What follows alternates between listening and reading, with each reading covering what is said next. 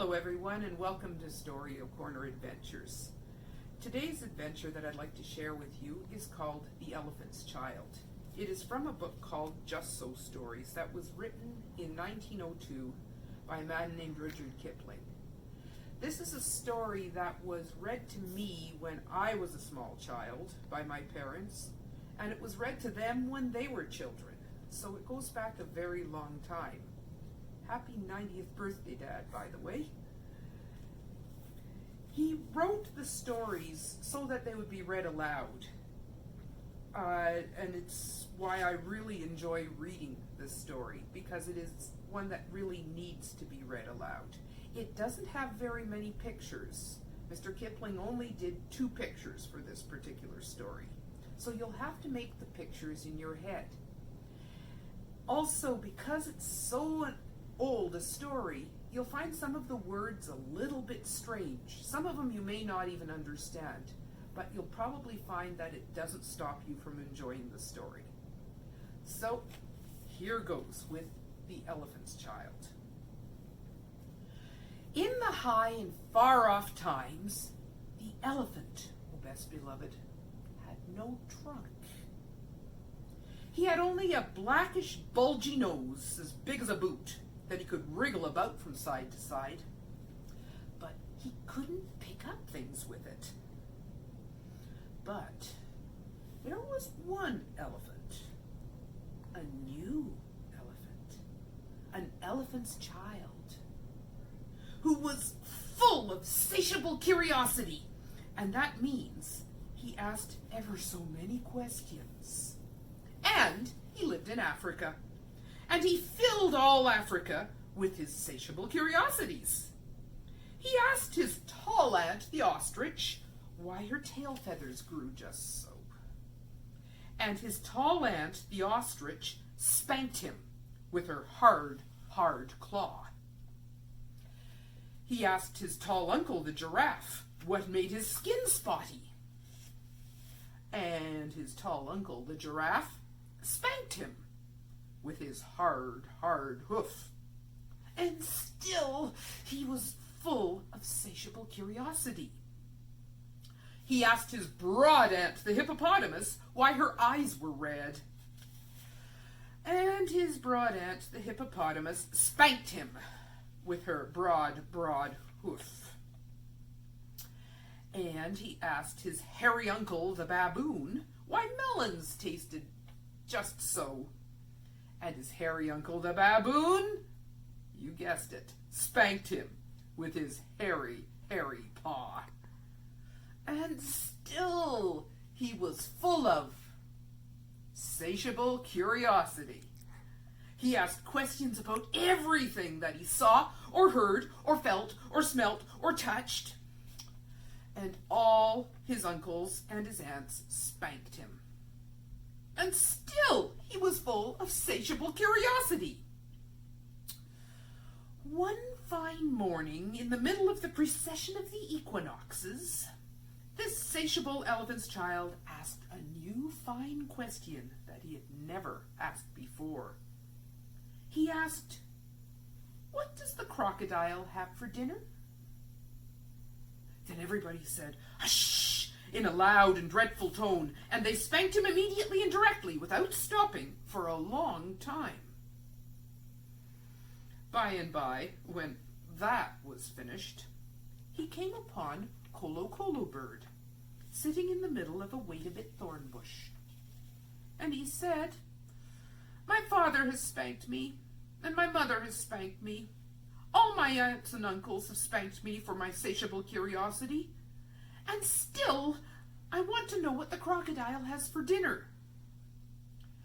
Then Kolo Bird said, with a mournful cry, "Go to the banks of the great gray, green, greasy Limpopo River, all set about with fever trees, and find out."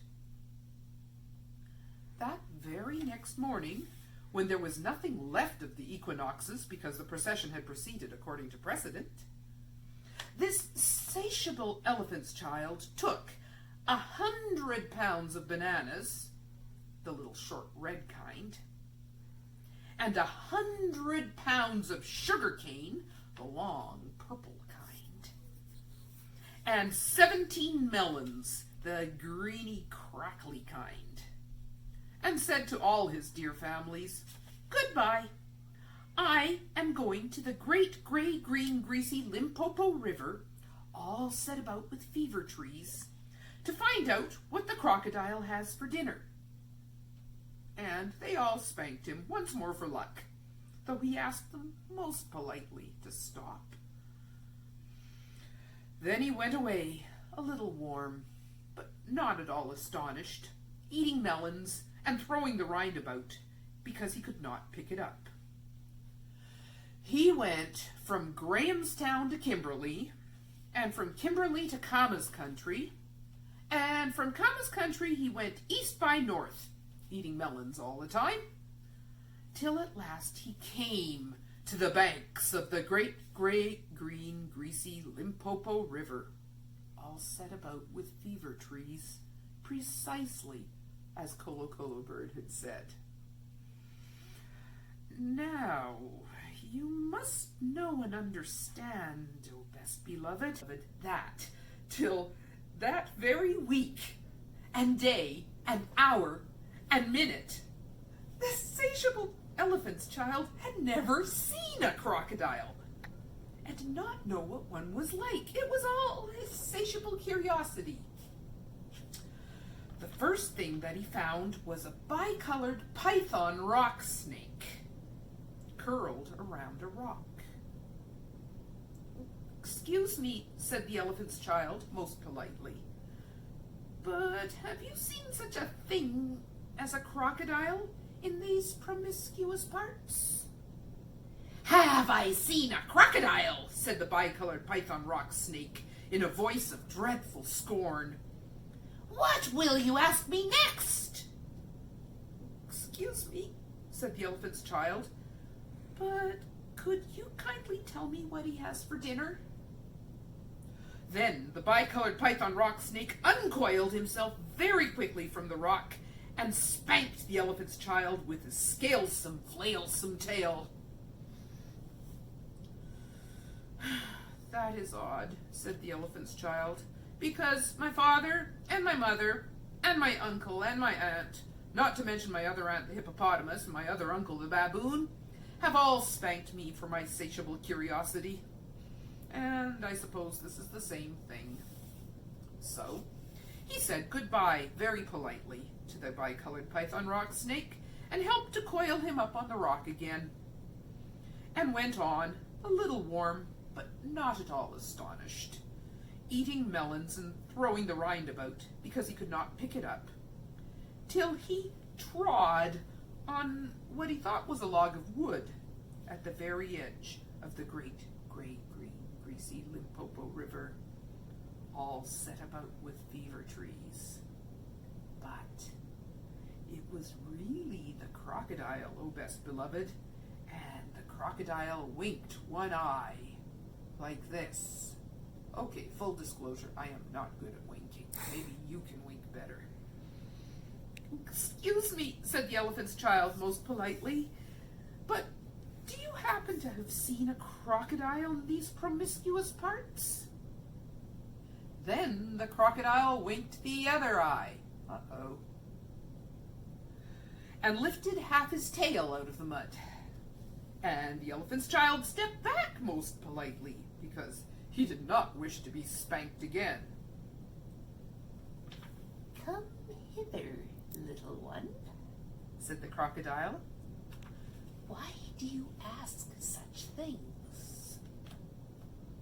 "Excuse me," said the elephant's child most politely, "but my father has spanked me, my mother has spanked me, not to mention my tall aunt the ostrich and my tall uncle the giraffe, who can kick ever so hard, as well as my broad aunt the hippopotamus and my hairy uncle the baboon, and including the bicolored python rock snake with the scalesome, flailsome tail just up the bank, who spanks harder than any of them. And so, if it's quite all the same to you, I don't want to be spanked anymore." "Come hither, little one," said the crocodile, "for I am the crocodile, and he wept crocodile tears to show it was quite true. Then the elephant's child grew all breathless and panted and kneeled down on the bank and said, "You are the very person I have been looking for all these long days. Will you please tell me what you have for dinner?" Come hither, little one, said the crocodile, and I'll whisper. Then the elephant's child put his head down close to the crocodile's musky, tusky mouth, and the crocodile caught him by his little nose, which up to that very weekday hour and minute had been no bigger than a boot, though much more useful. "I think," said the crocodile, and he said it between his teeth like this, "I think today I will begin with elephant's child." At this, O best beloved, the elephant's child was much annoyed, and he said, speaking through his nose like this, "Let go! You are hurting me!" Then the bicolored python rock snake scuffled down from the bank and said, "My young friend, if you do not now immediately and instantly pull as hard as ever you can, it is my opinion that your acquaintance in the large pattern leather ulster," and by this he meant the crocodile, "will jerk you into yonder limpid stream before you can say Jack Robinson." This is the way bicolored python rock snakes always talk. Then the elephant's child sat back on his little haunches and pulled and pulled and pulled, and his nose began to stretch. And the crocodile floundered into the water, making it all creamy with great sweeps of his tail. And he pulled and pulled and pulled, and the elephant's child's nose kept on stretching, and the elephant's child spread all his little forelegs and pulled and pulled and pulled as his nose kept on stretching, and the crocodile threshed his tail like an oar, and he pulled and pulled and pulled, and at each pull the elephant's child's nose grew longer and longer, and it hurt him hideous. Then the elephant's child felt his legs slipping, and he said through his nose, which was now nearly 5 feet long, "This is too much for me." Then the bicolored python rock snake came down from the bank and knotted himself in a double clove hitch round the elephant's child's hind legs, and said, "Rash and inexperienced traveler, we will now seriously devote ourselves to a little high tension, because if we do not, it is my impression that yonder self-propelling man of war with the armor-plated upper deck," and by this, O best beloved, he meant the crocodile, "will permanently vitiate your future career." That is the way all bicolored python rock snakes always talk. So he pulled, and the elephant's child pulled, and the crocodile pulled. But the elephant's child and the bicolored python rock snake pulled hardest. And at last the crocodile let go of the elephant's child's nose with a plop that you could hear all up and down the Limpopo. Then the elephant's child sat back down most hard and sudden. But first he was careful to say thank you to the bicolored python rock snake. And next he was kind to his poor pulled nose, and wrapped it all up in cool banana leaves, and hung it in the great gray-green greasy Limpopo to cool. And before we go any farther, I'll show you one of the 2 pictures done by the author that showed something about the last scene. Here we go here.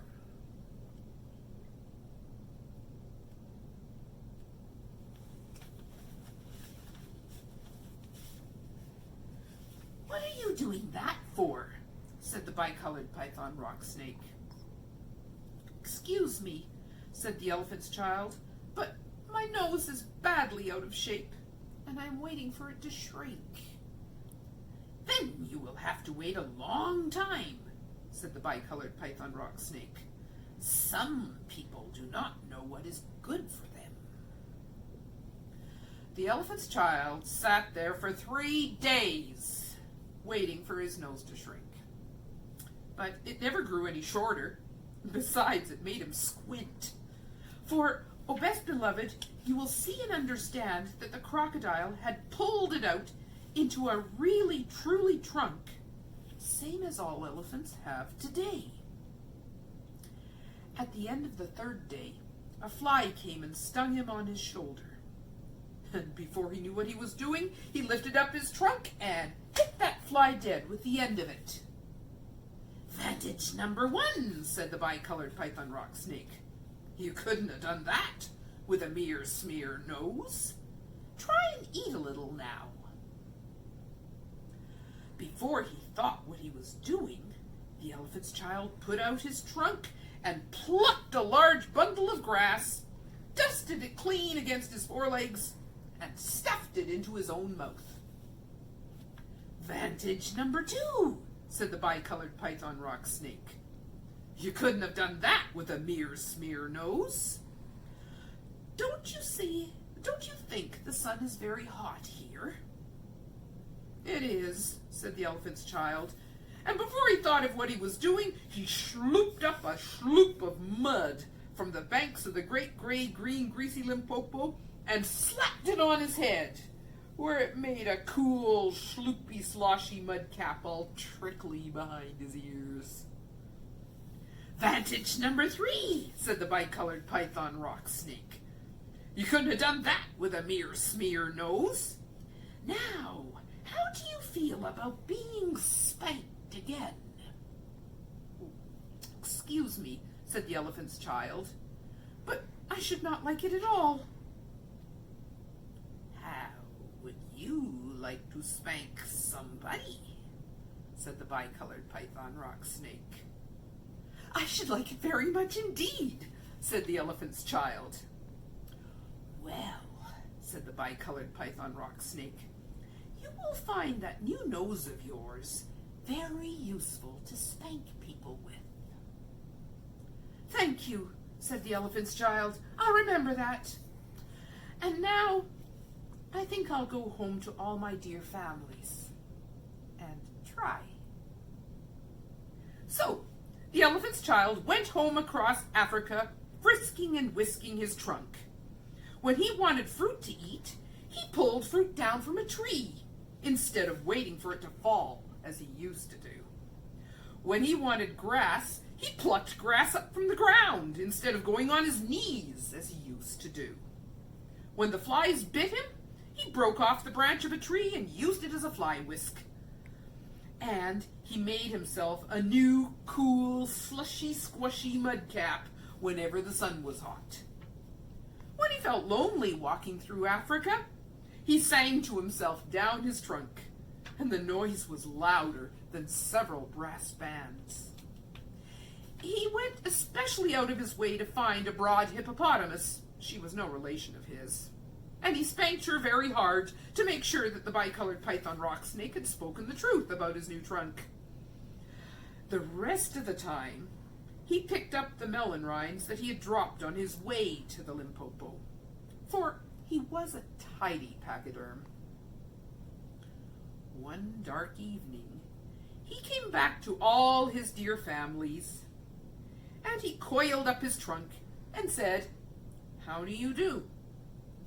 They were very glad to see him, and immediately said, "Come here and be spanked for your insatiable curiosity."